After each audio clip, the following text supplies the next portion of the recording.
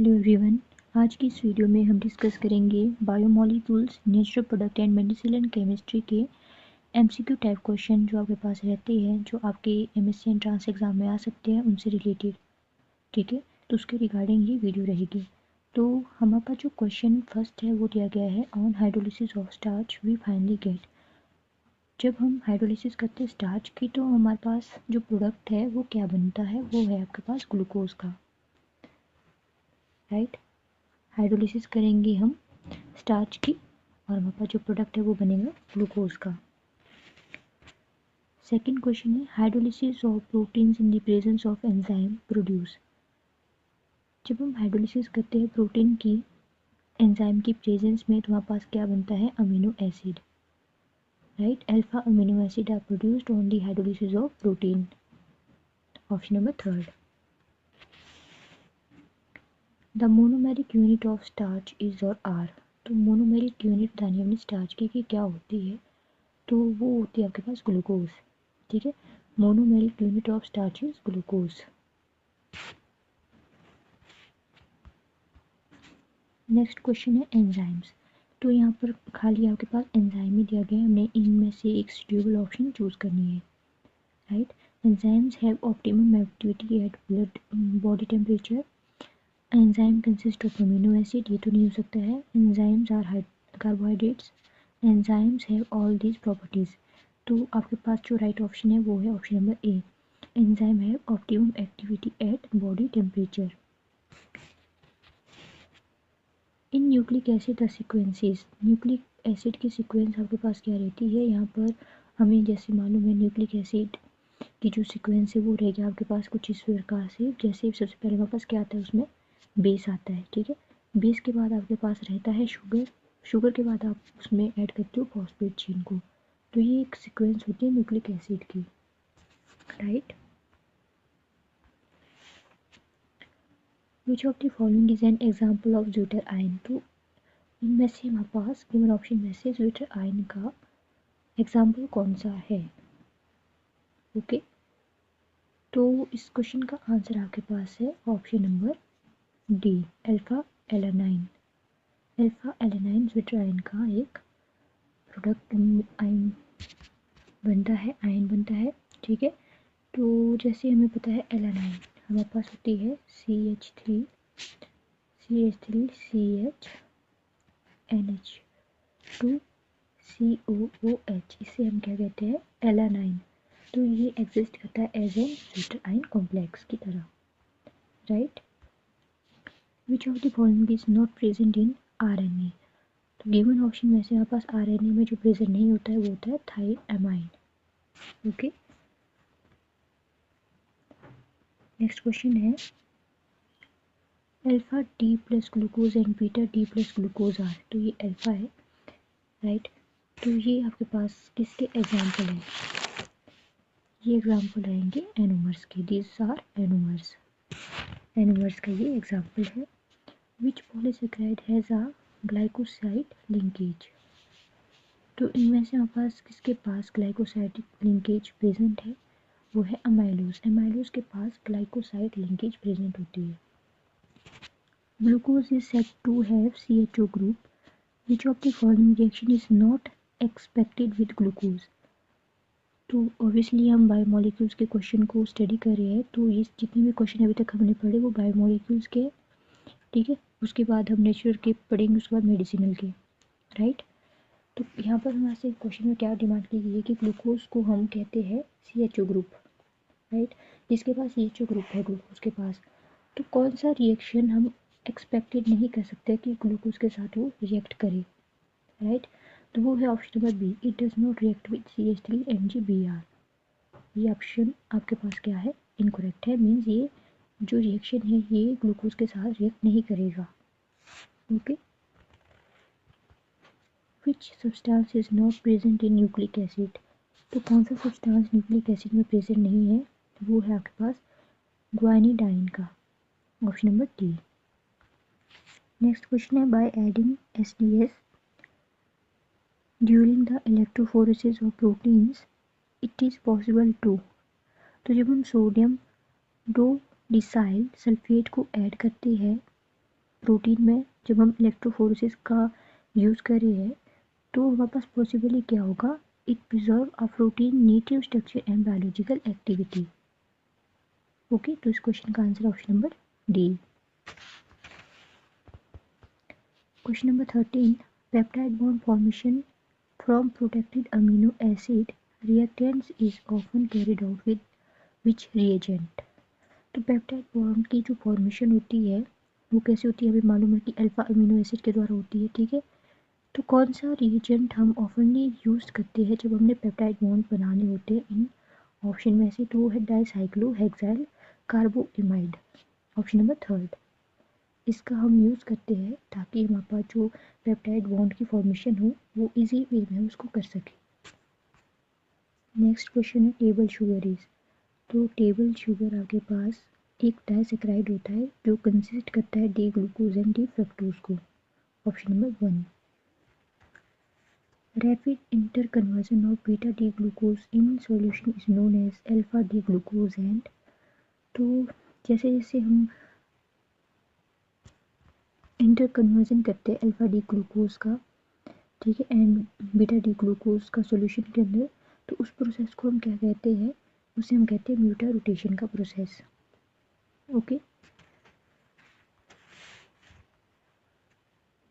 Lactose on hydrolysis with dilute HCl gives. तो lactose के जब हाइड्रोलिसिस करते हैं डाइल्यूट HCl के साथ तो आपके पास क्या बनता है, glucose and lactose, option number D. इनकी आपके पास फॉर्मेशन होगी। Which reagent is used in Edman degradation of N-terminal group analysis of peptides? तो कौन सा रिएजेंट हमने यूज़ करना है जब हम एडमन डिग्रेडेशन का कॉन्सेप्ट करते हैं, ठीक है, नाइट्रोजन टर्मिनल ग्रुप को एनालाइज करने के लिए पेप्टाइड में, तो वो है फिनाइल आइसोथायोसाइनेट, ऑप्शन नंबर ए। इस रिएजेंट का हम यूज़ करेंगे इस प्रोसेस को कैरी आउट करने के लिए। Okay, in DNA adenosine pairs with thymine and guanine pairs with cytosine। जैसे कि हमें मालूम है कि जो DNA होता है आपके पास, ठीक है, ये आपके पास क्या है, DNA है, ठीक है, इस प्रकार का DNA है। तो DNA में आपके पास कैसे पेयर होते हैं, एडेनिन के साथ आपके पास आ जाता है थाइमिन, राइट, एंड जो ग्वाइनिन है उसके साथ आता है साइटोसाइनिन। ये यहाँ तक बोला गया है, ठीक है।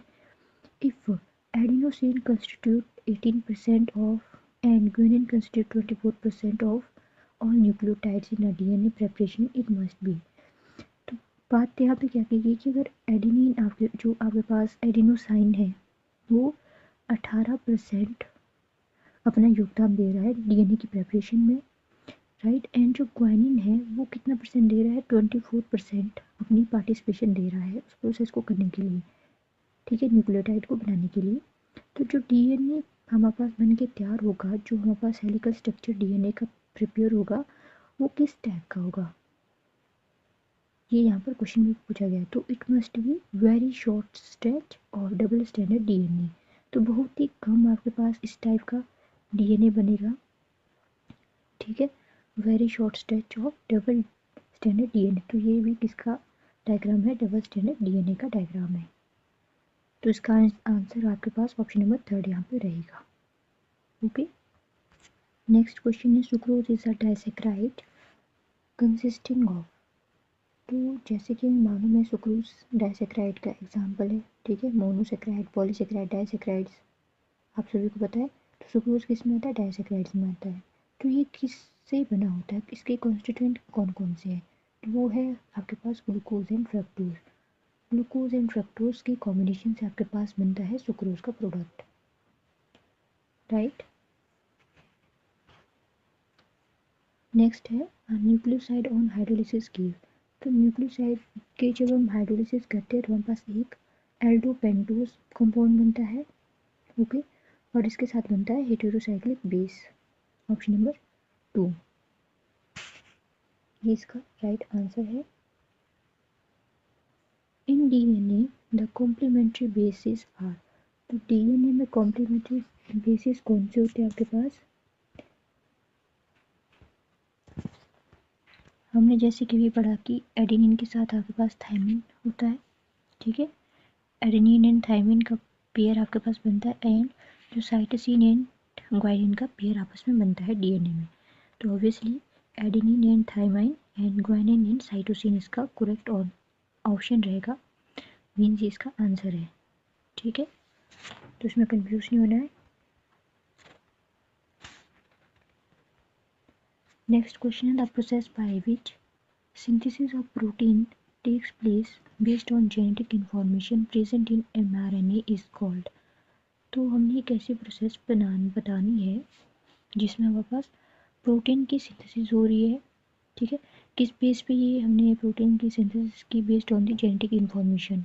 तो जो जेनेटिक इन्फॉर्मेशन mRNA में प्रेजेंट है उसकी बेसिस पे हमने सिंथेसिस की है प्रोटीन की। तो इस प्रोसेस को हम क्या कहते हैं, translation. The process is known as translation.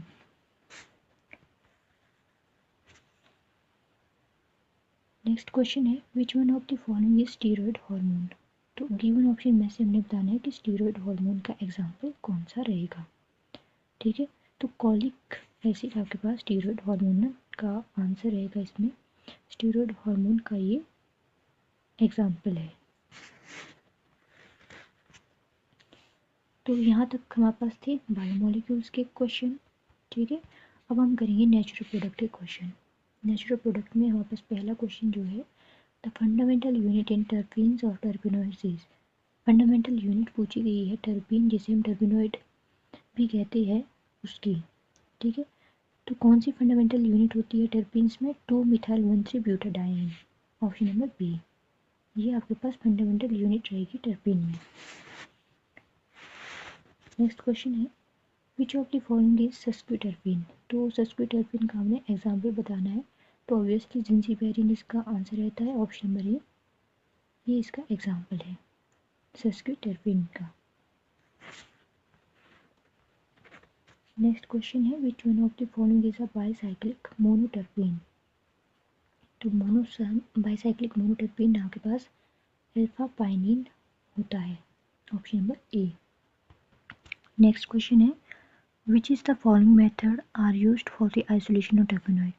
तो जितने भी मेथड दिए गए हैं ये सभी यूज़ होते हैं जब हमने आइसोलेशन करनी होती है टर्पिनॉइड्स की। Okay, myrcene on hydration followed by oxidation gives. तो ये बनाता है सिट्रल। ठीक है, मायरसिन की जब हम हाइड्रेशन करते हैं, ठीक है, साथ ही साथ इसमें ऑक्सीडेशन का प्रोसेस भी यूज़ करते हैं, तो वहाँ पर सिट्रल की फॉर्मेशन होती है। ओके, तो ये कुछ क्वेश्चन थे नेचुरल प्रोडक्ट के। अब हम बात करेंगे मेडिसिन और केमिस्ट्री के जो इम्पोर्टेंट टॉपिक्स है, क्वेश्चंस हैं उनके बारे में। तो फर्स्ट हमारे पास क्वेश्चन है which of the following is used as a local anaesthetic. तो लोकल एनेस्थेटिक के रूप में हम गिवन ऑप्शन में से किसको यूज़ कर रहे हैं, तो इसका आंसर होता है कोसीन। ठीक है, कोकीन जिसे हम कहते हैं, तो ये एज अ लोकल एनेस्थेटिक हम यूज़ करते हैं, right. Cocaine hydrolysed under control condition to give. तो हमारे पास जो कोकीन की हाइड्रोलिसिस होती है तो हमारे पास बनता है बेंजोइल इकोनाइन। ठीक है, बेंजोइल इकोनाइन हमारे पास बनकर तैयार होता है। अगेन नेचुरल प्रोडक्ट का ये क्वेश्चन यहाँ पर है poisonous sharp hemlock contains an alkaloid that was given to Socrates before sentence to death was.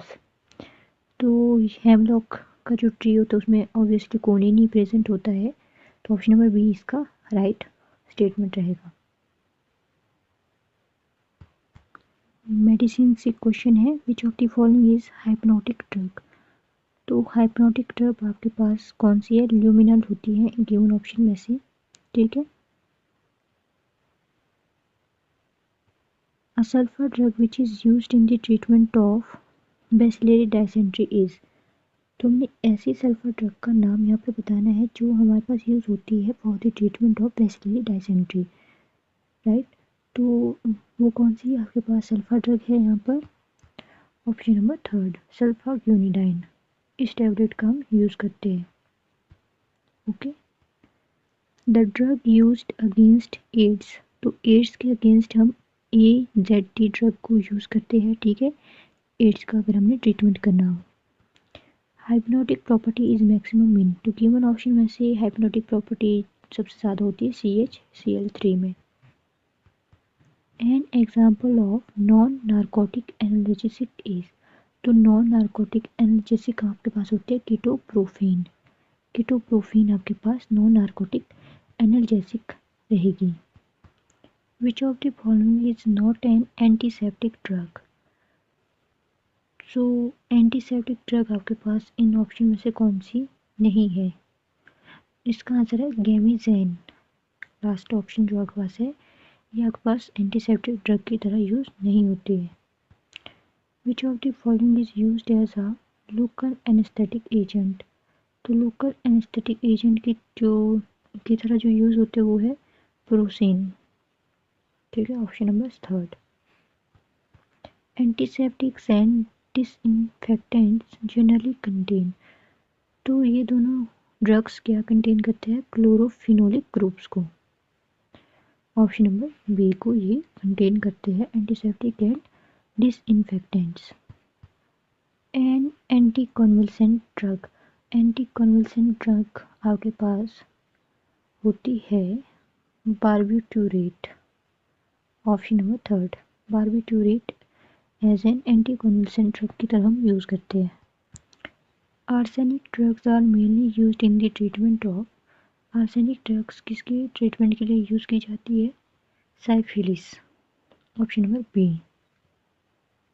Okay, तो ये कुछ इंपॉर्टेंट क्वेश्चंस एंड आंसर थे बायोमोलिक्यूल्स के, नेचुरल प्रोडक्ट एंड मेडिसिन के। ओके,